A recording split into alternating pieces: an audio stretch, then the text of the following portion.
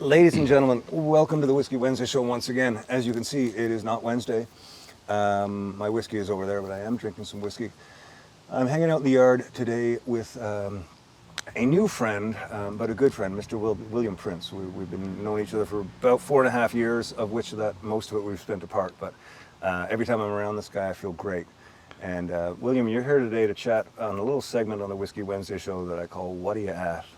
What are you at? Okay. What are you at is a Newfoundland way of saying how you doing, what have you been up to? How are you doing? Yes. You know, since we last saw each other. Well, I've been fully screeched in, so I know. Were you down on George Street? Yes, I'm familiar. And where on George Street I've kissed the fish. You kissed the fish, not the puffin. Yeah, Good. I kissed the fish. Oh, excellent. So you got real in.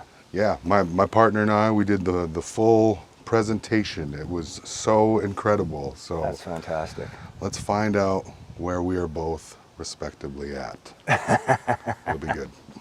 So where are you at? Since you got screeched in, when did you get screeched in? Would have been George Street Live, beautiful festival out there. It was so great. Donovan Woods was out there, and of course the Incredible Blue Rodeo were out there. So we did a street show there, and then pardon me, it just so happened I was fortunate enough to play at the Ship. I did a show the next day. That's right. And it was limited tickets, and we got to all cram into this room together, and it was just really, really, really special. I love it out there. It's a whole different world in a really great way. Like when we went over there, it was kind of the first time seeing people again, because there weren't really any issues with the masks and such, you know. So it was like, wow, you know, we've all been kind of this way for so long, and like look at this place and how it could be when you take all the right precautions and do the right thing. So it was like the real world, the old world is here, you know. And so I love it. I loved it out there. People often say it's like going back in time there. Yeah. You know, and you're from around there, right? I'm from Newfoundland. Yes, of course. The land is prehistoric, and the people are definitely from another time. I remember the day you were playing at the Ship, I texted Tony. Tony runs the Ship and much of the music back home in St. John's, and I said, you're in for a treat tonight with this guy. And he texted me back during the show. He said, oh my God. Yeah, I got to know Tim Baker out that way. Yeah. What a nice guy. Very, very nice. A lot of great people out there. So many. But yeah, just been, ever since then, we're privileged enough to get back to work and play again, and that's been really special, and just all the things we were kind of envisioning, I think. So I'm so happy that we can be here visiting right now. Pretty awesome. You know, it's pretty awesome. Yeah. We were gonna phone this one in on, you know, and I said no, we're gonna do something else. We'll wait. We'll get there. So I'm happy we did. To work out perfectly, and it was such a beautiful night to play last night. I got to play a few songs to warm the stage up for you. That was awesome to hear you. Having you at West Bend was such a treasure. This place, this music sanctuary. I don't know if you know about West Bend, but what a place it was. Like the stages, the way there's a barn stage and a hillside stage, and seeing the list of people. My friend Julian Taylor going to be out that way right away. Tomorrow you know. night, yeah. Oh, geez. Yeah. Oh, well, I saw last Sunday actually. It will be now when this airs. No. Well, Sunday night. Yeah. As you can see, it hosts quite the talents all the time, and Brian and everybody at West Bend, so kind, and so the hospitality is great. A homemade meal, and if it's on your radar, get out and play there. Go there, and the people. The outdoor stage, and just like I say, I'm getting used to people again. Yeah. You know, what an incredible energy and feeling. So yeah, I loved every minute of it. Great. Well, it's a nice place to get back into humanity. I mean, that was where I started working back into it again. For sure. West Bend and through the West Bend, you know, the staff and the volunteers, into the artists that play there. Yeah, it's a big part of my life out here as well. I love Unbelievable. Beautiful spot. Thank you. So you you know, I don't know, I never know what to ask people, William, because it's just kind of a weird thing. It's okay. Most things are weird. Most things are weird, but you've made a bunch of records recently. You're 3-4 in now, right? 3. I made 2 during 2020. It was a long kind of follow-up time because earthly days kind of got known in territories at different times, and so Yeah. I spent a wealth of time with that record, and we waited until February 2020 to put out my second record, and things were different after said point in time. But within the adjustment, I feel like I've found so many listeners. I'm so fortunate to have grown during this time. You know, we're very lucky to be safe at home and Incredibly lucky. and have a home to be there and be with our families. And you know, I was so privileged to be safe at home.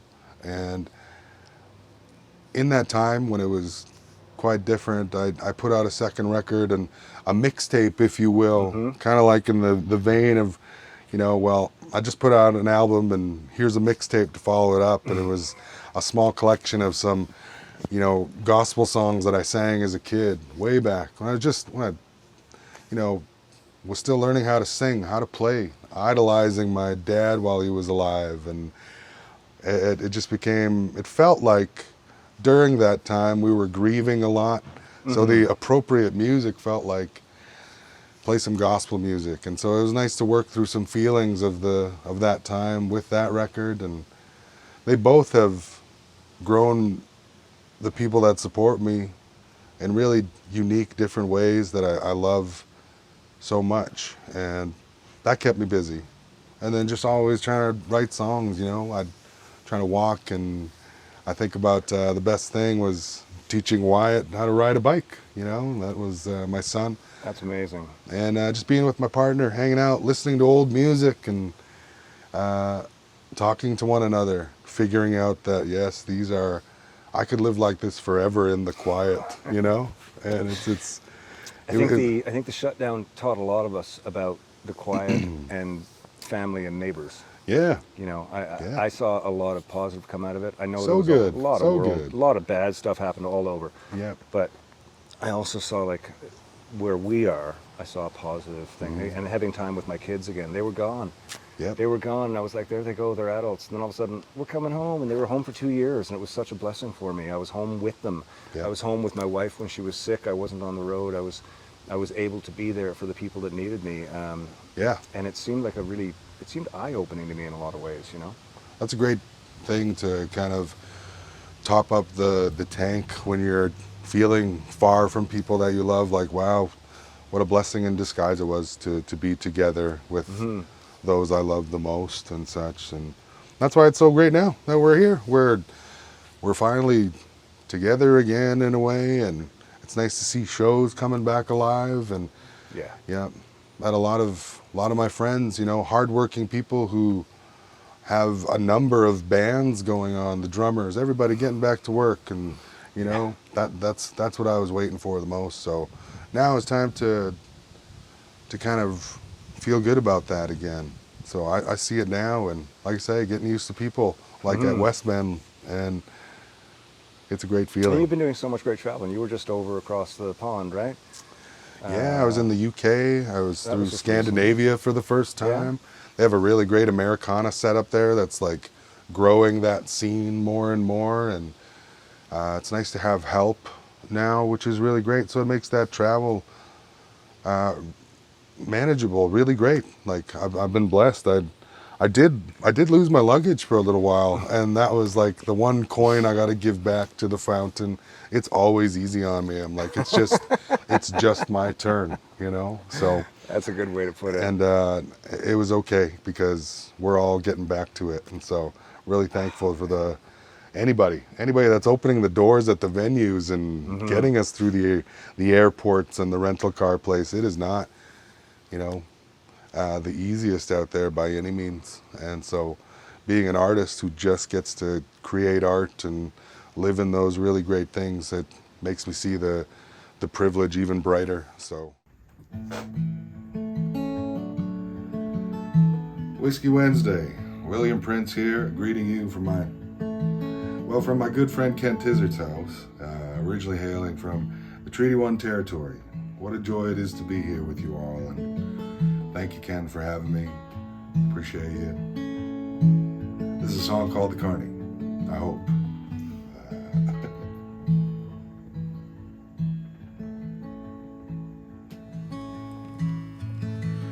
One half of my two oldest friends took a job till the summer's end. A wonder show and a pop-up tent, kicking dust in every small town.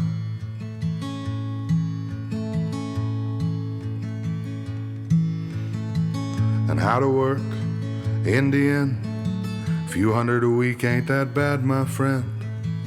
Don't think he ever picked up a wrench in his whole damn life.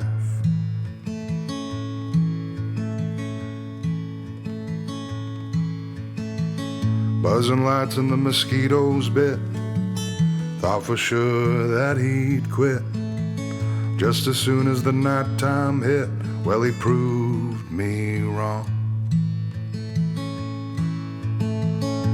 'Cause by the end of it, the tilt-a-whirled and the zipper zipped, and he had both hands in it from sunup until they tore down.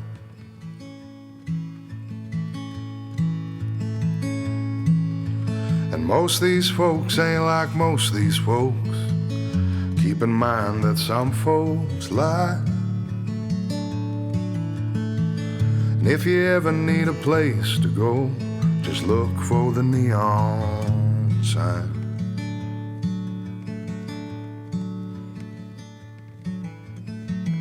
Popcorn soda and caramel apples, 3 weeks and all we couldn't stand 'em. Sleeping on a paper-thin mattress, praying for early rain. Fist fight almost went in the fire. Garbage tattoo of barbed wire covers the arms of this kid named Kyle, who swears George stole his weed. Fairground littered with happy families, painted faces in cotton candy, the kind of life that would be just dandy, but then who'd run the rides? Guess that's just Carney life. 'Cause most these folks ain't like most these folks.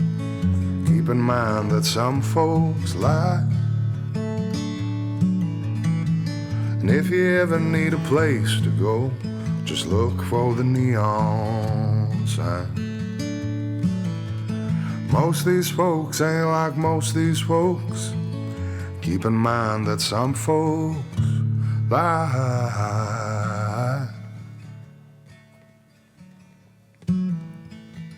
And if you ever need a place to go, just look for the neon sign. Look for the neon sign. Look for the neon sign.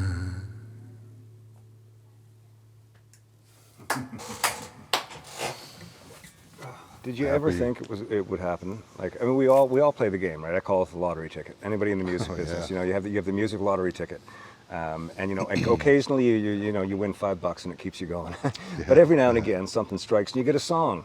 But then sometimes a William Prince comes along that everybody goes, "This is what we've been waiting for." Did you think that was going to be you, or has that hit you yet, even? Oh, you know, I think the only way I can describe it is like this illusion of you made it. That's like a fun thing that people say to me once in a while now, and it's like, that's kind of not what you want. You kind of always want to be making it, I think, like where you can play more and continue the journey, you know, like seeing it not as a destination to reach and lay down. Like I think we're working harder than ever now, and so I don't know what this even is. Sometimes it's just a beautiful blessing all the time. That's not even true either. It's hard a lot of the time, but it's a balance. I wanted to have songs kind of be the main motion in my life, and to be here now with it in some sense, however grand or whatever it is. I can't think of any other way to talk about it other than just happy and thankful, and What's the measuring? Like people measure success differently. Some people Yeah. base it on sales and money. Other people base it on just getting through the day and doing what you want to do and not having to do Yeah. too much crap you didn't want to do. There's a nice balance of that. It's all there. Yeah. I'm You've got a really, like last night there was a couple at your show and they came to the show and the guy proposed to his wife during Breathless. Was it? yeah. Yeah. And he had contacted Brian before. This was planned all day. He knew he was doing this. But he wanted to propose to his wife at a William Prince show. Now, I remember when the Watchmen sort of first became, I remember the first time somebody came with a CD, a group of people came to a CD. It was at the Town Pump in Vancouver. And they asked me to sign this CD because the last Watchmen concert they were all at, their friend was with them who was killed in a car accident, and they wanted to bury this CD with their friend, and his funeral was coming the next day. And that was the first time that I ever went, and this isn't tooting my horn, growing up as a kid who loved music, I idolized certain musicians. They were just, they changed my world and they made my life a better place for some reason. And when I realized that I was a part of something that had that effect on somebody else, it was a huge eye-opener for me. And it wasn't a successful thing. It wasn't like, oh, I've made it. It was just like, I'm having an impact on people. And I remember that being very profound for me. Have you experienced something like that? Like when you realize now that, your music is actually, you're hitting people on an emotional level in large crowds. Oh yeah. Like how do you process that? It's such an interesting thing, I think, for a musician to go through. I know from, people that I know anyways. Have you given much thought to that at all, or? Yeah, I think about it. I see it. I feel it. Like when people, when we speak and such, it's evident, it's there, this excitement. It's that same thing where I was thrilled when you could maybe find a way to meet the band and humanize that connection a tiny bit. And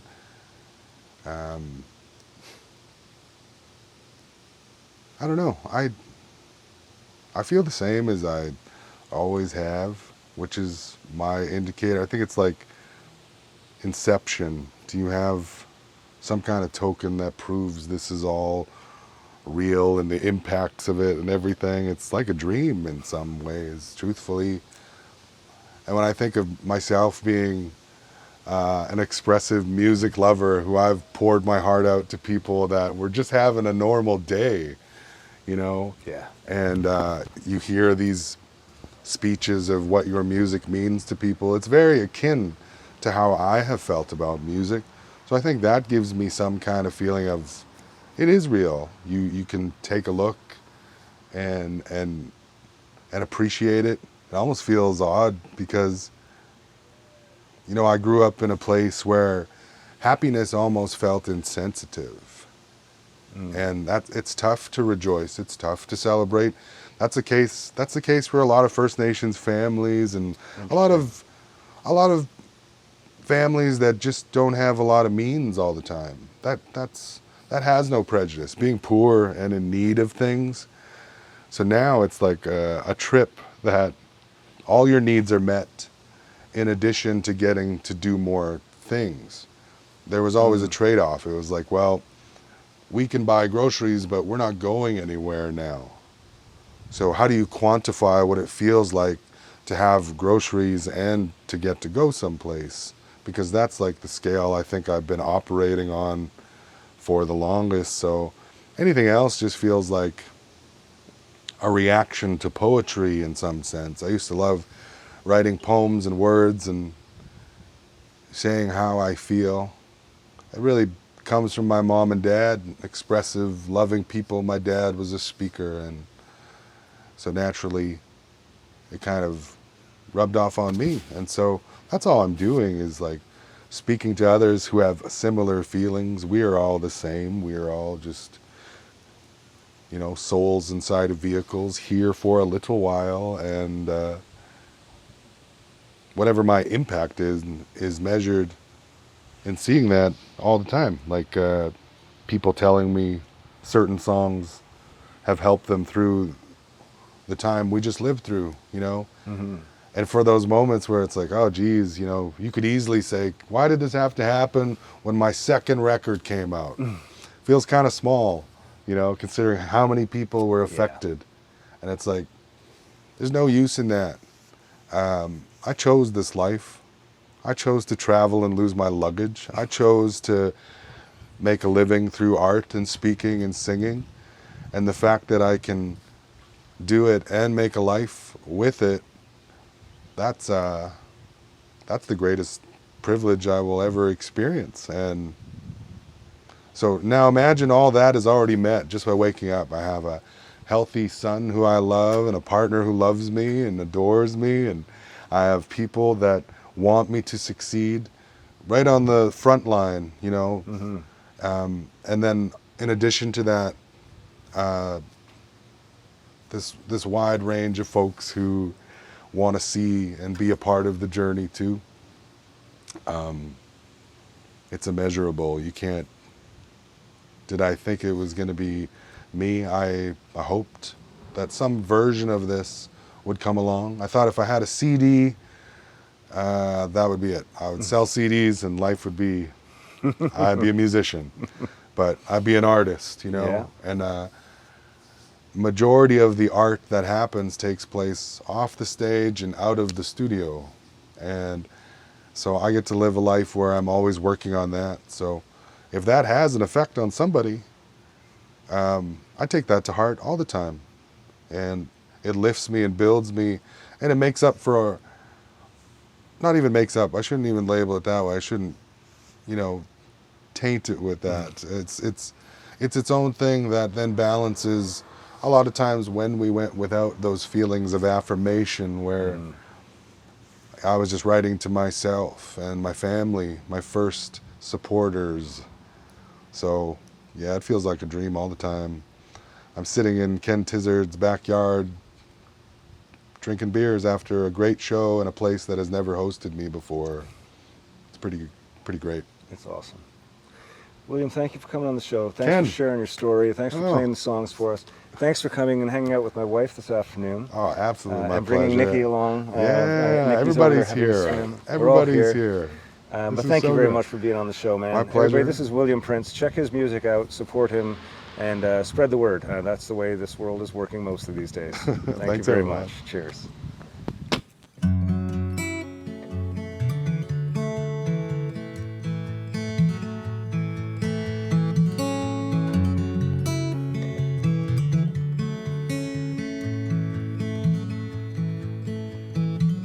You sit by the ocean, but that won't make you into a shell.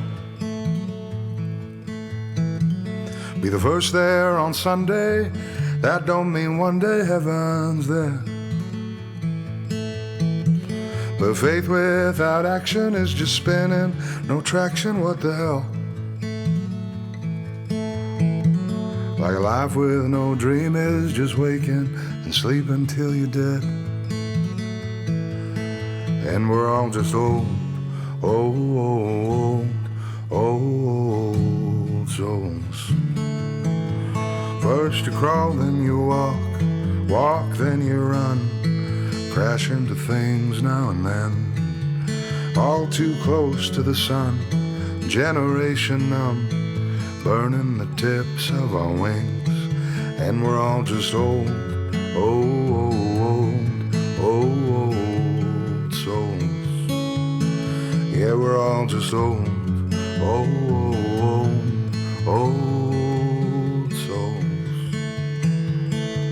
You can live for the moment or dwell for atonement in disguise. Author your fate or lay down and don't even try. But direction and hunger will one day uncover and align. Oh, purpose and meaning, restitution and healing for your time. And we're all just old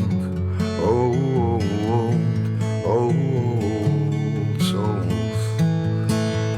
First you crawl, then you walk, walk, then you run, crash into things now and then. All too close to the sun, generation numb, burning the tips of our wings. And we're all just old, old, old souls. Yeah, we're all just old, old souls.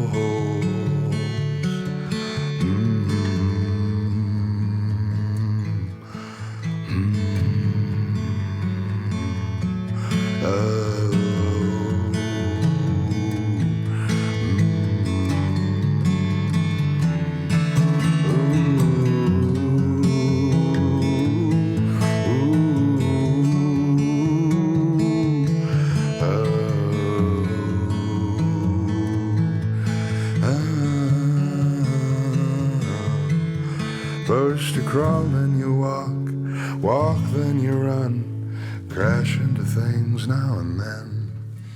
All too close to the sun, generation numb, burning the tips of our wings.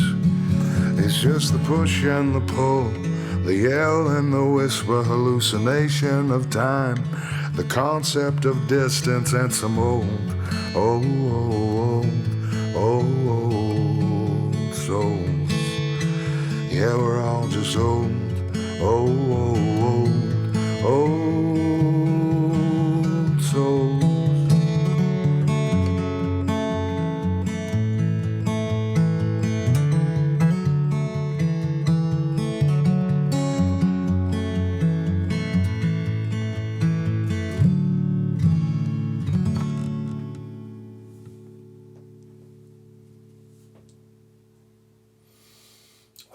Thank you so much, William. Oh, my pleasure, Ken. Thank you.